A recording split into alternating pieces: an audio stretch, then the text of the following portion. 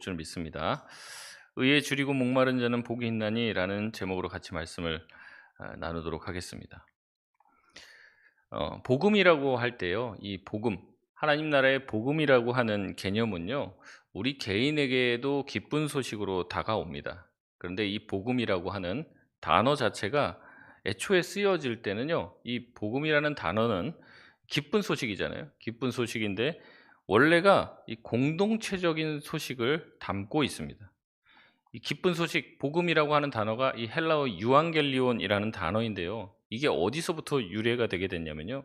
이 그리스에서 이 도시국가 형태로 되어 있는데 나가서 전쟁을 한단 말이죠. 전쟁을 해서 이기면 승전보를 가지고 오는 사람들이 전하는 소식이 바로 이 복음이었습니다. 유앙겔리온. 이라는 거죠. 전쟁에서 그리스도가 이겨서 적군을 물리쳤다라는 소식을 이 공동체에게 전하는 거예요. 그래서 이 복음이라는 말 자체가 담고 있는 게 공동체와 공동체의 운명에 관한 내용입니다. 그래서 이 나가서 싸웠을 때 지면 어떻게 돼요? 공동체가 전부 다 노예로 끌려가게 되고 상대방의 속국이 되고 식민지가 되는 것이죠. 하지만 전체가 그 전쟁에서 이기게 되면 이 나라 전체가 기쁨과 환희로 다 휩싸이게 되는 거예요. 그러니까 이 복음이라는 건요. 우리가 복음을 들었을 때 우리 자신이 예수 믿고 기쁘고 즐거운 것도 있지만 사실 이 복음은 저와 여러분 개인만을 위한 것이 아니라 우리의 가정, 또한 우리의 사회, 우리가 머무는 가정 또 더 넘어서 일터와 모든 영역에까지 이 영향을 미치게 되어 있다는 겁니다. 그래서 선교사님들이 복음을 가지고 들어왔을 때요. 이렇게 개인 전도만 한 게 아니에요. 뭘 했습니까? 학교를 짓고요. 또 병원을 세우고 그래서 사회의 어떤 문화를 바꾸려고 노력을 많이 한 거예요. 특별히 여성 학교들을 많이 지었습니다. 여대, 여고 이런 것들을 많이 지었어요. 왜냐하면 우리나라에 그전에는 뭐 저도 안 살았기 때문에 잘 모르지만 이제 기록이나 이런 걸 보면 또 저희 부모님 세대의 얘기들을 들어보면은 다 그렇잖아요. 옛날에는 여자들한테 이제 공부를 잘 안 가르쳤단 말이에요. 그래서 글자도 모르는 분들도 많았어요. 그러니까 여성 학교들을 많이 일부러 지어서 여성들만을 남자들로부터 보호해서 여성들만을 교육시키는 일들을 선교사님들이 많이 하셨습니다. 그래서 지금 이제 유수한 여대들이 다 그때 선교사님들이 세운 그 모태를 가지고 있는 지금 학교들인 거죠. 병원들도 마찬가지고. 그래서 이 선교사님들이 와서 복음을 전할 때 단순히 개인 전도에만 열심히 있었던 게 아니라 사회 변혁과 사회 구조를 바꾸는 데도 노력을 했다는 것인데 이것은 복음 자체가 가지고 있는 공동체적인 변화, 이 복음이라는 것 자체가 가지고 있는 이 공동체성이 있기 때문에 그렇게 했다는 겁니다. 근데 시간이 지나면서 이 공동체성은 점점 사라지게 되고 이 복음 전파가 개인의 구원에 국한되어 버린 경향이 없잖아 있습니다. 물론 이제 복음은 공동체적이기도 하고 개인적이기도 합니다. 우리가 예수를 믿고 내가 구원받으면 우리 가정이 다 구원받는 건 아니에요. 내가 믿고 우리 가정에 있는 그 구성원 모두도 다 예수를 믿어야 되는 거죠. 그런 부분에서는 개인적인 부분이 분명히 있습니다. 하지만 공동체적인 부분도 있다는 것을 예, 기억해야 되는데 이게 점점 상실되고 있다는 거죠. 여러분 만약에 복음이 개인적인 것에만 국한이 되어 있다면 예수님 또한 오셔서 뭘 하셨겠습니까? 개인 전도만 했을 거예요. 너 나를 믿어라. 그리고 천국 가라. 그 얘기만 하셨을 거예요. 근데 예수님은 어떻게 했습니까? 성전에 있는 상을 뒤집어 엎어버리시죠. 거기서 장사하는 사람. 그리고 사회 구조적인 문제에 대해서 나무라시죠. 얘기하시는 거예요. 회개하고 고치고 이 사회 구조를 바꿔야 된다고 얘기를 했습니다. 그래서 급진적인 진보주의자들 같은 경우는 예수님 보고 최초의 진보주의자다. 아주 개혁적이다. 그렇게 얘기를 했다는 거죠. 여러분 예수님의 길을 예비한 세례 요한의 설교를 들어보면요. 개인 구원에 초점 맞춰져 있지 않습니다. 전체 나라와 공동체를 향한 메시지가 많이 들어가 있고 그 안에 속해 있는 우리가 이 공동체가 그냥 허공에 떠 있는 게 아니라 우리가 모여서 이제 공동체가 되잖아요. 그러니까 이제 우리 한 명 한 명이 변화되어야 된다라는 얘기를 하고 있다는 거죠. 누가복음 3장 11절의 말씀에 보면 뭐라고 얘기하냐면 옷 두 벌 있는 자는 없는 자에게 하나 주라. 집 두 채 있는 사람은 하나 없는 사람에게 주라 말합니다. 어차피 내가 두 집을 갖고 두 집에 동시에 살 수 없으니까 그 사람에게 나눠주라는 거죠. 13절 말씀에는요. 세리들에게 부과된 것 외에는 거두지 말라고 이야기합니다. 14절에는요. 군인들에게 강탈하지 말고 거짓으로 고발하지 말고 받은 급료를 족한 줄로 알고 돈을 더 뜯어내지 말라고 이야기하는 거죠. 세례 요한이 왜 죽었습니까? 헤로당과 이 헤로당의 제수씨인 이 헤로디아가 있어요. 근데 이제 둘이서 이제 눈이 맞은 거죠. 그래서 어떻게 하냐면 교묘하게 이혼하고 결혼하고 이것을 해서 결혼하게 된 거예요. 이런 사회의 악을 보고 야단친 겁니다. 너희들이 왕이 그런 모습을 보면 백성들이 그걸 보고 우리도 그렇게 해도 되겠네라고 하면서 가정이 무너질 수 있다는 거죠. 그래서 이 가정 제도에 대해서 얘기하는 거예요. 그래서 이 이야기에 대해서 그들의 악한 일에 대해서 엄중히 꾸짖다가 감옥에 가게 된 것이고 목숨을 잃게 된 것입니다. 여러분, 이와 같이 복음은요, 하나님의 말씀은 개인에게 국한되어 있기도 하지만 거기에만 머무르지 않습니다. 개인의 집합체인 사회 구조적인 데까지 복음은 영향을 미치고, 그리고 그 사회 구조와 공동체의 분위기까지도 바꿔 놓는다는 거죠. 그래서 신학자인 이 존 하워드 요더라는 사람은요, 복음이란 공동체의 안녕과 깊이 관련되어 있는 좋은 소식이다라고까지 얘기를 했습니다. 그래서 이런 복음의 공동체적인 속성은요, 오늘 말씀에 나오는 이 의와 관련이 있다는 거예요.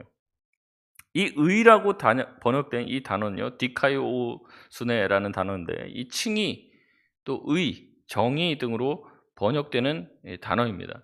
이 의를 향한 갈망과 배고픔이 있는 사람, 이 배고픔과 목마름이 있는 사람, 이 의를 추구하고자 하는 이 간절한 열망이 있는 사람에게 복이 있다라고 예수님은 말하고 있습니다.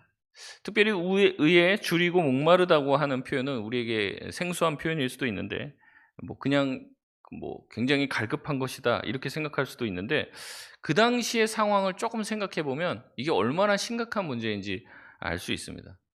우리는 지금은 사실 물이나 음식이 없어서 지금 우리는 못 먹고 살고 못 마시고 사는 사람 거의 아마 없을 거예요. 그러나 이제 그 당시에는 이 물이나 먹을 것, 음식을 먹는 일이 참으로 힘들었다는 거죠. 왜냐하면 저장할 수 있는 기술이 없었습니다. 20세기 최고의 발명품을 냉장고라고 얘기를 해요. 냉장고. 만약에 냉장고가 없다고 생각해 보십시오. 여러분, 수박을 따뜻하게 드셔야 됩니다. 하드, 아이스크림, 콘 좋아하시죠? 못 먹습니다. 케이크 같은 것도 보관이 안 되는 거예요. 야채나 과일들, 신선한 제품들을 먹을 수 없습니다. 우리가 수입 제품들, 수입 과일들도 먹고 있는데 수입해서 먹을 수가 없는 거죠. 다 상해버리는 겁니다. 여러분, 그 시대에는요, 이런 어떤 보관할 수 있는 기술이나 이런 것들이 그렇게 변변치 못했기 때문에 항상 걱정하는 게 무엇이냐면 오늘 뭘 먹을까입니다. 질문은 같은데 우리랑 좀 다르죠. 우리는 쫙 펼쳐놓고 어떤 메뉴를 먹을까 이렇게 하는데, 이제 그 사람들은 아예 먹을 게 없는 거예요, 오늘. 그러니까 만약에 이제 저장해 놓을 기술이 좋으면 쫙 저장해 놓겠지만 그 기술이 그렇게 좋지 않으니까 항상 염려가 가득했습니다. 항상 생존에 대한 문제를 가지고 있었습니다. 그들이 줄인다고 하는 말은요, 말 그대로 줄이는 거예요. 먹지 못하는 거죠. 굶어 죽을까 봐 걱정을 하는 겁니다. 우리는 그냥 한 끼 배고프면 이러다 죽는 거 아니야? 그렇게 생각할지 모르지만 이 사람들은 하루에 한 끼 먹는 거예요. 하루에 한 끼. 그것도 못 먹을까 봐, 굶어 죽을까 봐 걱정하는 거죠. 그러니 줄인다는 말은 곧 내가 죽을 수도 있다는 말입니다. 그래서 빨리 먹을 것을 찾아야만 하는 문제에 놓여 있다는 거죠. 예수님은 그 말을 그대로 빗대어 얘기하는 겁니다. 너희가 그렇게 줄여서 굶어 죽을 것 같아서 뭔가 음식을 찾아서 그렇게 헤매는 것처럼 너희가 의에 대해서, 하나님의 의에 대해서 그런 줄인 마음을 가지고 그 의를 획득하고자 노력을 하고 있을 때 하나님께서 복이 있다고 말하신다라는 얘기를 하는 거죠. 예수님 말하시는 겁니다. 의에 대해서 목숨을 걸고 그 굶어 죽을까 봐 찾는 것 같은 이 갈망과 의를 추구하는, 하나님의 의를 추구하는 추구함이 있느냐라고 묻는다는 거죠. 더 쉽게 말하자면 내가 원하는 갈망은 무엇인가? 내가 정말로 지금 당장 이게 없어서 막 추구하고 있는 것, 내가 갈구하는 것이 무엇이냐라고 얘기하는 거죠. 이것이 바로 하나님의 의냐, 예수 그리스도의 의냐, 아니면 너의 배만 불리는 빵과 물과 성공과 명예, 이 개인의 의냐를 묻고 있는 겁니다. 우리가 진정 갈망하는 것은 무엇입니까? 우리가 정말 죽더라도 이것을 꼭 획득하기를 원하는 것은 무엇입니까? 예수님은 항상 복음을 전하면서 이 질문들을 하셨습니다. 예수님을 찾아와서 구원에 대해서 묻는 부자 청년에게 예수님은 말씀하십니다. 가서 내 것을 다 팔아 가난한 자들에게 나눠주고 나를 따르라고 얘기합니다. 이 말씀을 듣고 네가 진정 영생을 얻기 위해서는 그 모든 것을 다 버릴 수 있고 네 주변에 있는 가난한 사람을 도우려고 하는 마음이 없이는 영생을 진정으로 얻을 수 없다는 얘기를 하시는 거죠. 하나님과의 올바른 관계를 위해서 너의 안락한 삶과 풍족한 삶을 포기하고 네 주변에 있는 사람을 도울 수 있는 마음이 있느냐라고 묻는 겁니다. 다시 말해서 너 자신을 위해서 살 것이냐, 너의 이웃을 또 하나님을 위해서 살 것이냐를 묻는 거죠. 이 부자 청년은 자기가 가지고 있는 것을 버리고 싶지 않았습니다. 그래서 근심해서 예수님의 말에 순종하지 못하고 떠나가는 것이죠. 우리는 입술로는 늘 하나님을 갈망한다, 하나님을 만나고 싶습니다, 주님을 따르고 싶습니다라고 고백하지만 우리가 그러한 삶을 살기 위해서는 우리의 의를 포기해야 합니다. 나의 안락한 삶과 나의 풍족한 삶을 포기할 마음을 가지고 주님을 따라야 되는데 우린 두 마리 토끼를 다 잡고 싶죠. 나도 평안하고 안락하고 누군가도 적당히 도우면서 살고 싶은 겁니다. 여러분, 이것은 줄이고 목마른 삶은 아닙니다. 줄이고 목마르진 않고요, 아직은 배가 부른 거죠. 정말 줄이고 목마른 사람은요, 그것을 얻기 위해 다른 모든 것들은 다 포기하고 줄이고 목마른 배를 채우기 위해서 열심을 내는 거예요. 예수님은 얘기하는 거죠. 너가 하나님의 의를 이루기 위해서 그런 갈망을 가지고 있고 주님 앞에 나아가고 있느냐. 그런 자들은 하나님께서 복을 주시는데 어떤 복을 주시냐면 그들이 바라는 그 의를 하나님이 채워주시는, 그래서 배부름을 얻게 되어지는 복을 주신다라고 얘기합니다. 유진 피터스는요, 메시지 성경에서 이 부분을 이렇게 번역을 합니다. 하나님께 입맛이 당기는 너희는 복이 있다. 그분은 너희 평생에 맛볼 최고의 음식이요 음료다라고 번역을 합니다. 무슨 말이냐면요, 주님을 향한 그 의에 대한 갈망, 그 갈망을 가질 때 하나님이 채워주시는 은혜와 복은요, 우리 개인의 어떤 열망을 채웠을 때 얻는 그 기쁨과 즐거움, 그것 이상의, 그것을 훨씬 능가하는 은혜가 있다는 거죠. 내 개인이 잘 되는 것보다 내가 누군가를 돕고 누군가를 섬기고 누군가를 위해서 내 것을 내어주었을 때 하나님이 주시는 기쁨과 평안은 내 개인의 성공을 통해서 받는 기쁨과 즐거움보다도 몇 배가 된다는 거예요. 이런 예수님의 의는 아까 말씀드렸듯이 단순한 개인적인 의가 아니라 공동체적인 의이고, 이것은 반드시 공동체의 변화를 야기시킵니다. 그래서 복음이 들어가면요, 그 나라가 변화가 돼요. 복음이 들어가면 그 가정이 변화돼요. 변화가 되지 않을 수가 없다는 것이죠. 그렇기 때문에 우리가 복음을 가지고 있는 사람이라면요, 복음을 가지고 예수 그리스도를 믿은 사람이냐면 반드시 우리 가정과 우리 사회와 우리 교회의 변화에 대해서 관심을 가지게 된다는 거죠. 하나님이 우리 교회에, 우리 가정에, 우리 사회와 우리 나라에 원하는 것이 무엇인지에 대한 관심을 기울이고 그 변화에 대한 관심과 갈망을 가지게 된다는 겁니다. 예수님은 이것을 추구해야 된다. 우리가 목마른 사람, 또한 배고픈 사람이 먹을 것과 마실 것을 찾듯이 우리가 그것을 찾으려고 해야 된다. 그것이 복 있는 사람이다라고 이야기하고 있다는 것이죠. 예수님은 어떻습니까? 어떻게 보면 제일 상관없는, 하나님 자신과 상관없는 우리에게 찾아와 주셨어요. 우리를 굳이 구원해야 될 의무가 하나님한테 전혀 없죠. 하나님에게 의무가 있다면 우리가 저지른 죄에 대해서 심판할 의무밖에 없을 수도 있습니다. 그럼에도 불구하고 우리를 살리시고 우리를 변화시키시고 우리를 새롭게 하시고 하나님의 나라를 온전히 세우기 위해서 낮은 곳으로 임하셨죠. 그런데 우리는 어떻습니까? 우리의 개인의 일 외에는 관심이 없는 경우가 많이 있다는 거예요.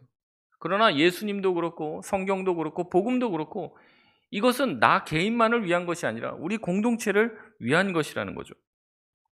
그래서 예수님은 하나님의 나라를 이렇게 비유합니다. 마태복음 20장에 보면 포도원 주인과 품꾼의 비유가 나오는데요, 이른 아침에 품꾼을 모집합니다. 3시에 나가서 모집을 하고요, 6시와 9시에 나가서 또 모집을 합니다. 근데 나가보니까 또 아직도 일하지 않는 사람들이 동네에서 놀고 있는 거예요. 그 사람들도 오라고 합니다. 제 10시에 또 일꾼을 모아서 일을 시킵니다. 그리고 나중에 품삯을 주는데요, 모두에게 다 약속한 대로 한 데나리온씩 줍니다. 그 당시에 이제 한 데나리온은 하루의 품삯이라는 거죠. 하나님은 하루의 품삯이 필요한 모든 자에게 이것을 허락하는 거예요.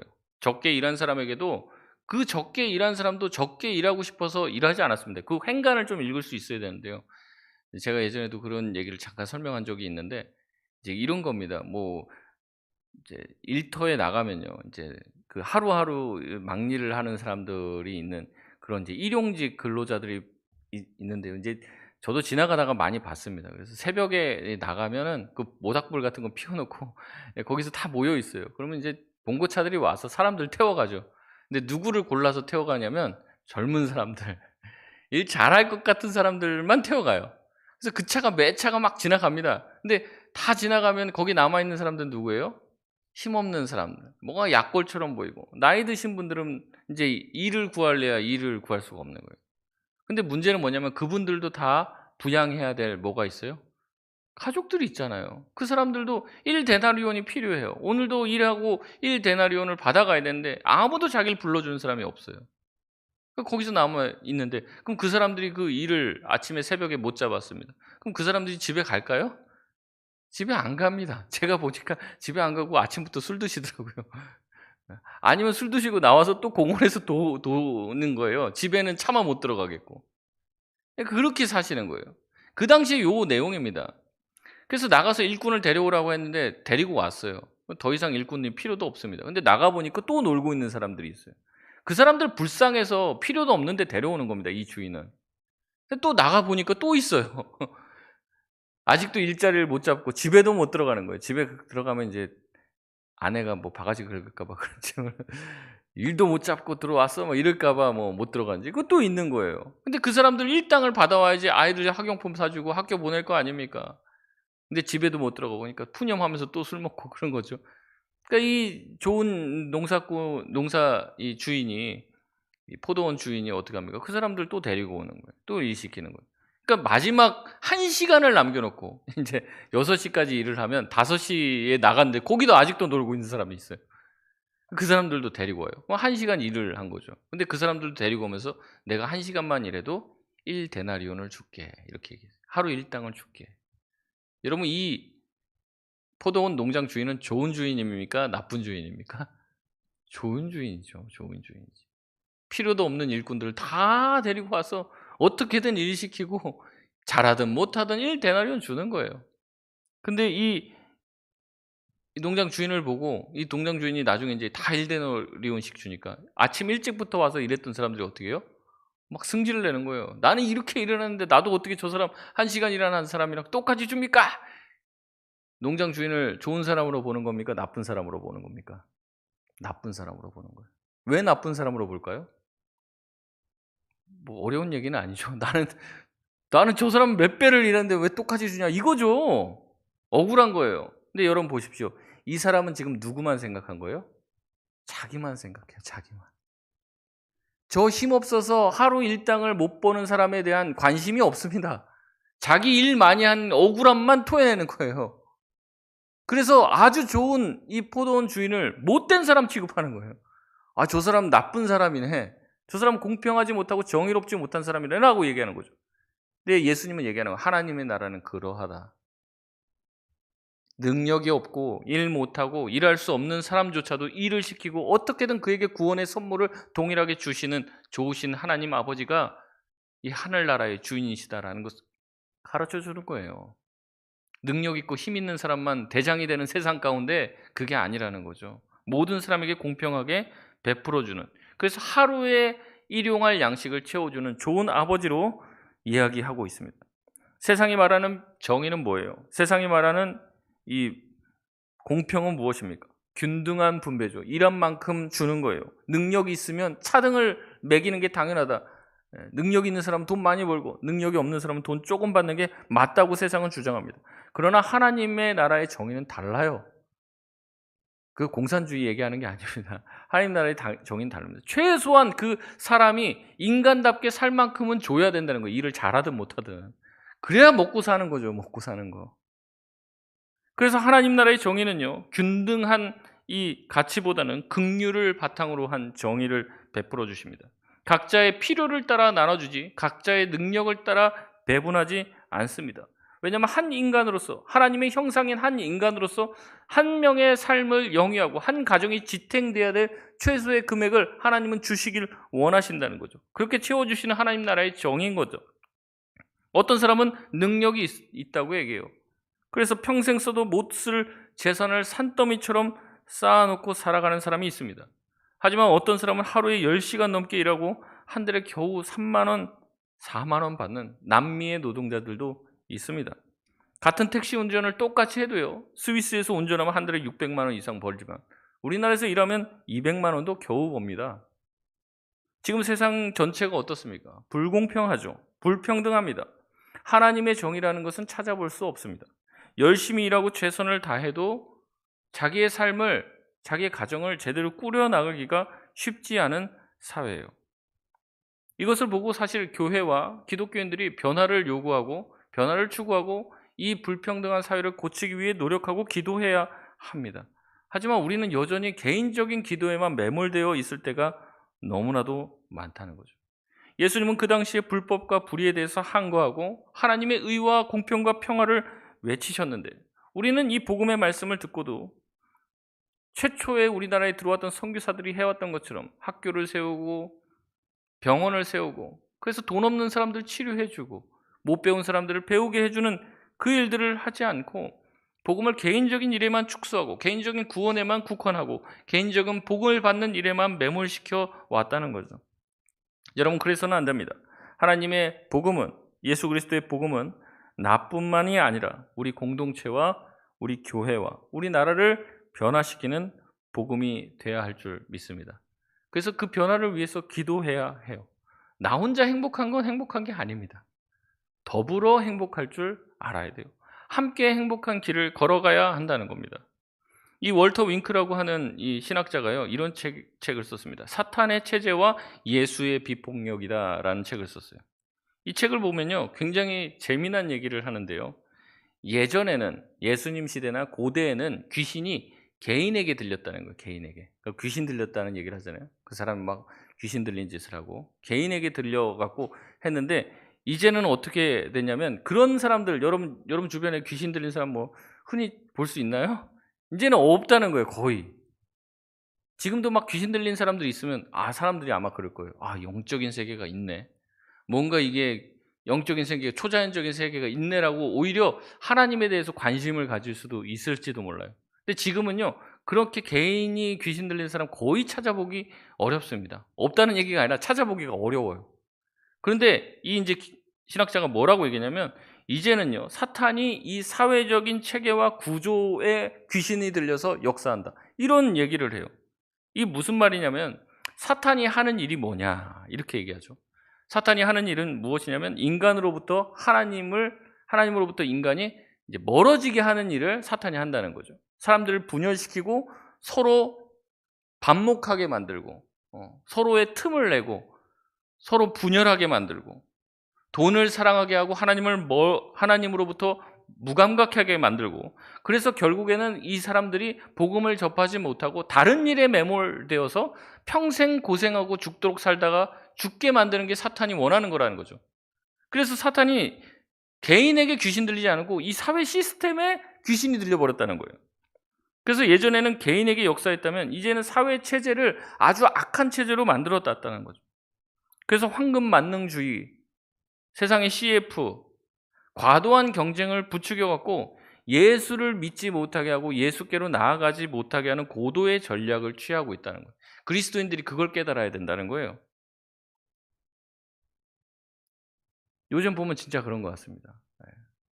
다들 스카이 대학에 이제 스카이, 서울대, 연세대, 고려대, 이런데 카이스트, 이런 좋은 대학 보내야 된다고 생각을 합니다. 거기에 다 매몰되어 있어요.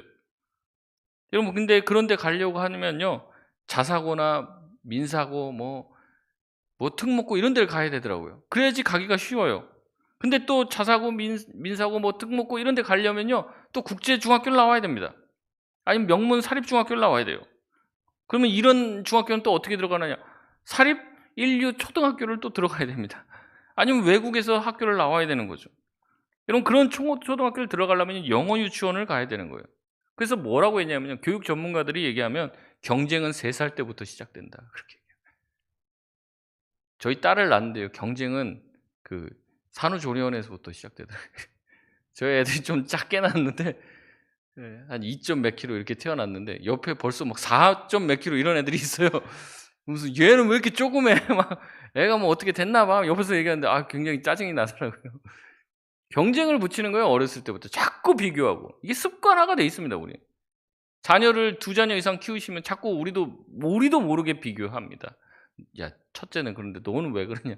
너 동생은 이렇게 잘하는데 너는 왜 그러냐? 자꾸 우리도 모르게 비교하는 거예요. 비교 의식이 우리 가운데 깊이 뿌리 박혀 있습니다. 이 비교와 경쟁이 또 우리나라가 좀 그렇잖아요. 뭐 자원이 풍부하고 이런 것도 아니니까 우리가 가지고 있는 거는 이제 뭡니까? 이 인재들밖에 없는 거죠. 그래서 인재를 키우려고 노력을 많이 했습니다. 우리나라처럼 이 학구열이 높은 민족이 어디 있습니까? 그러니까 이 학구열이 높아지고 너무 높아졌어요, 지금 사실은. 저희 애들도 학원 열심히 다니고 있는데 도대체 바빠 갖고 저도 얼굴 볼 시간이 없고 조금 나쁘게 얘기하면 예수 믿을 시간이 없습니다. 예수 믿을 시간이. 저 어렸을 때 생각하면 맨 교회에서 놀고 교회에서 말씀 읽고 성경 읽고 같이 뭐 그 퀴즈하고 예전엔 주일학교도 오전에 드리고 점심 먹고 와서 오후에도 또 드렸어요. 지금 그렇게 하라고 해 보십시오. 못하지. 그리고 오후 예배 또 끝나고 나면 전도사님 집에 가서 라면 끓여 먹고 중고등부 때 뭐 그러고 살았어요. 맨 주일날 토요일 날은 아침부터 딱 와 갖고 그냥 주보 뽑아주면 주보 접고 같이 찬양 연습하고 그러고 살았단 말이죠. 근데 지금 그렇게 해 보라고 하십시오. 시간이 없습니다, 시간이. 도대체 성경 읽을 시간이 없고 예수 믿을 시간이 없어요. 고3이 되면요. 이제 뭐 고3 때는 교회 안 나오는 게 의례 당연한 것처럼 여겨지게 됐습니다. 그런 생각으로 대학을 가니까 대학 가면 어떻습니까? 대학의 문화가 있잖아요. 고등학교 때까지만 해도 좀 이렇게 탁 뭐 부모님 품 안에 이게 딱 잡혀 있는데 이 대학의 문화가 이제 세잖아요. 이 대학의 뭐 술 문화부터 시작해서 성 문화라든지 이게 갑자기 애들한테 쏟아져 들어오는데 한 번도 그거에 대해서 대비가 되어 있지 않은 애들이 이겨내지를 못하는 거예요. 대학 가면 교회 다 떠나가는 겁니다. 좀 직장 가면 뭐 더 심하죠. 이거를 애들이 이제 이거에 대한 어떤 훈련이나 신앙으로 단단히 교육 받아본 적이 없어요. 그냥 일주일에 한 번 교회 나온 게 다란 말이죠. 근데 사회 시스템이 왜 이렇게 됐냐? 이거에 대해서 문제의식이 없어요, 제가 보면. 문제의식이 없어요. 그 구조 자체가, 사회 구조가 죽어라 공부해서 대학 가는 걸로 지금 다 돼 있다니까요. 예수님을 믿고 신앙을 가지고 교회 나와서 기도하고 이런 식으로 돼 있지가 않아요. 그러니까 그렇게 지금 조금 나쁜 말로 하면 귀신 들려 있는 거죠, 지금 사회 시스템이. 교육 시스템이. 근데 우리가 그런 교육 받지도 않고 그래도 우리가 대한민국을 이렇게 다 전쟁에서 폐허해서 일으켜 세웠잖아요. 근데도 애들을 더 들들들 볶으면서 예수 못 믿게 다 만들어 놓은 겁니다. 이제는 개천에서 용나는 게 없다고 하죠. 금수저를 물지 않으면 성공하기가 어렵다. 위로 올라가는 계층 사다리가 다 끊어졌다 그렇게 얘기합니다. 우리나라에서 행복한 사람이 있느냐 조사하니까 OECD 꼴찌예요. 우리나라 거의 밑바닥입니다. 예수 믿을 시간이 없습니다. 여러분 기도할 시간이 있습니까? 기도할 시간이 없어요. 애 낳고 이제 다 끝나는 줄 알았는데 애들이 또 애를 낳잖아요. 그 애도 봐줘야 돼요 지금. 도대체 시간이 없습니다. 기도하고 교회 나와서 엎드릴 시간이 없다는 거죠. 말씀 볼 시간이 없습니다. 애들은 과거보다 점점 멘탈이 약해진다고 그러죠. 정신력이 부족해진다고 그러죠. 가정은 더 피폐해졌습니다. 부모가 이혼하는 가정들이 참 많죠. 아이들은 학교에서 서로 사랑하기보다 서로 보듬어주고 서로 격려해주기보다 왕따가 심화되는 거예요. 그래서 그 왕따 나중에 복수하는 그런 뭐 드라마도 나오잖아요. 여러분 경쟁을 심하게 붙이니까요. 그 공부 잘한다고 하던 카이스트에서도 자살합니다. 공부하는 것 때문에. 그 카이스트 처음에는 이제 석차를 공개를 안 했대요. 우리나라 최고들만 모아놨으니까 거기서 꼴등하면 충격받을까봐 석차를 공개를 안 했대요. 근데 안 된다. 이 경쟁을 도입해야 된다. 그래서 석차를요. 학교 그냥 대자보에다 쫙 붙여놓은 거예요. 1등부터 꼴등까지. 그 견디지를 못하는 거예요. 자기가. 자기가 다른 학교 다 1등 말고는 등수를 해본 적이 없는 애들이 갔는데 꼴찌하는 거, 반 꼴찌. 근데 죽어라 노력해도 거기서 못 올라가요. 위 애들 더 잘하니까. 야, 나는 안 되나 보다. 그러고 자살을 한다는 거예요. 여러분, 이게 정상적인 겁니까? 우리나라 자살률이 세계 1위입니다. 작년 한 해 결과를 보니까 10대에서 30대까지 사망 원인 1위가 자살입니다. 40대, 50대 사망 원인 2위가 자살입니다. 하루에 37명이 자살하고 있고 한 달에 1000명이 자살하고 있는 게 우리나라예요. 소망이 없다는 거죠. 제정신이 아닌 사회입니다. 제가 봤을 때는 사회가 귀신 들렸어요. 귀신이 개인에게 들려서 그 사람 죽이는 것보다요, 사회 자체가 귀신 들리고 제대로 된 방향으로 못 가고 있는 거죠. 그 사람을 죽음으로 모는 사회가 됐어요. 사람을 자꾸 죽음으로 모는. 그런데 우리는 어떻습니까? 그냥 나 혼자 예수 잘 믿고 기도하고 우리 가정 복 받고 천국 가면 된다라고만 생각하고 있다면 우리가 복음이 깊이 우리 안에 체화가 안 되는 거예요. 그분들을 향해서 안타까운 마음을 가지고 그들을 위해서 기도해야 되는데 그게 점점 약화되고 복음이 자꾸 개인의 복음으로만 좁아지고 있는 거예요. 근데 여러분, 예수님의 복음이 그 정도밖에 안 되냐는 거죠. 예수님의 복음은요, 로마를 변화시켰어요. 유대 땅을 변화시키고 세상을 변화시켰는데 왜 우리가 가지고 있는 복음은 겨우 나 하나 우리 가정에게만 매몰되어 있다는 거죠. 그래서 제가 서두에 나라를 위해서 좀 기도했는데요. 여러분, 나라를 위해서 기도 많이 하시기 바랍니다. 사회를 위해서 기도해 주시기 바라요. 하나님, 우리나라가 정말로 소망이 있는, 그래서 지금은 힘들어도 열심히 살면 좀 뭔가 소망이 있어야지 살 마음이 생기는 거잖아요. 힘들어도 내가 조금만 5년 10년만 버티면 더 좋아질 거라는 소망이 있어야 되는데 그 소망이 끊어진 거예요. 야, 그러니까 더 살아봤자 계산을 하는 거죠, 머리로. 야, 10년 20년 고생해봤자 야, 이거 나 못 벗어나겠구나. 계속 이 제자리 걸음이겠구나. 아니면 뒤로 가겠구나. 나는 그냥 여기서 그냥 마무리해야겠다. 이 생각 가지는 거예요, 이 생각을. 여러분, 이 세상이, 이런 사회가 정말로 좋은 사회라고 말할 수 없어요. 사회가 변화될 수 있도록 여러분 기도하시길 바랍니다. 우리가 있는 곳에서 귀신 들림을 쫓아내야 돼요. 그렇게 하는 게 무엇입니까? 힘들고 어려운 이들을 찾아가는 거예요. 단순히 이제 경제적인 어려움을 가지고 있는 분들만을 말하는 게 아닙니다. 외로우신 분들 참 많잖아요, 요새. 정부 칠 데가 없고. 그래서 우리가 그걸로 이제 독거노인들 돕는 사역들도 그거의 일환인데, 단순히 그냥 돈 없는 사람들, 요새는 막 밥 못 먹고 이런 사람들은 거의 찾아보기는 어렵지만 외로우신 분들 많잖아요. 친구가 되어줄 분들이 없고. 제가 요새 고민이 많습니다. 보니까 막 이단 사입이 너무 많잖아요. 우리나라에 그 정도로 많았나 싶을 정도예요. 야, 요새도 저렇게 빠지는. 근데 지금 이제 제가 우리 교육자들과도 공유를 했는데, 이 신천지가 그 모략 전도를 하잖아요. 한 명 전도하기 위해서 최소한 10명에서 20명이 투입이 되었고 그 사람을 이렇게 하려고 속이려고 하는 거예요. 바람잡이 역할을 해서. 뭐 성경 공부하다가 한 명이 나 신천지다 얘기를 한대요. 그러면 저 사람 신천지네 라고 생각하는데 나머지 사람들이 그래 신천지야? 라고 하면서 인정을 해주면서 같이 공부를 하니까 자기도 저게 나쁜 거는 아닌가 보네 하고 공부하는데 알고 보니까 거기에서 그 사람 빼고는 다 신천지. 열 몇 명이. 그렇게 동원돼서 한다는 거예요. 그러니까 그 안에 들어가다 보면은 모든 다른 인간관계 끊기고 다 그 안에서만 인간관계, 또 그 안에서 직장도 소개시켜주고요, 그 안에서 결혼도 하고, 이러니까 빠져나오지를 못하는 거예요. 이런 사람이 우리나라에 정말 수십만이 된다고 얘기를 하더라고요. 근데 이 사람들이 왜 처음에 그러면 들어가게 됐냐? 다 그거예요. 다 뭐냐면 힘들고 외롭고 마음이 어려울 때 그 사람만큼 나한테 잘해준 사람이 없는 거예요. 심지어 가족들도 이제 부모들이 이제 자녀들 말 안 들으면 뭐라고 그래요? 나가서 살라고 그러잖아요. 그 나가서 사니까 외로운 거예요. 근데 자기 공감해주고 자기 얘기 들어주고 그 다음 신천지 사람밖에 없는 거예요. 거기 빠지는 거죠.